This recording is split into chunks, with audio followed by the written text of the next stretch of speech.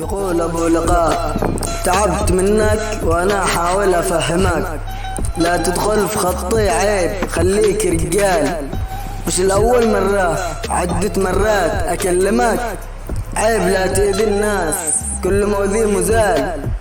يا قرد خلي في راسك، أنا ما أهمك، بغضى عليك بيدي إذا صبري عليك طال. وخلي في راسك أنا مش عين أمك، يا قرد يا ابن القرد عشان أشوفك غزال. بعد ما أحذرك وانذر بشرب من دمك، وخليك تقول والله صدق لما قال أبعد لك بعيد من قبل أن أظلمك. إذا حذرت أنا وانذرت قتلك الآن حلال، ابتديت تتعدى حدودك من دون أنا خاصمك.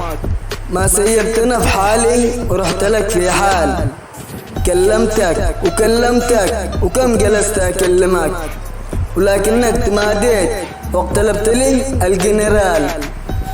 الآن خلي كل من كان يعلمك، خليه يرد لك روحك من يد رب الجلال.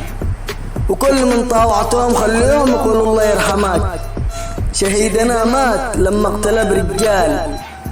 تعبت منك وأنا أحاول أفهمك. سلامتكم.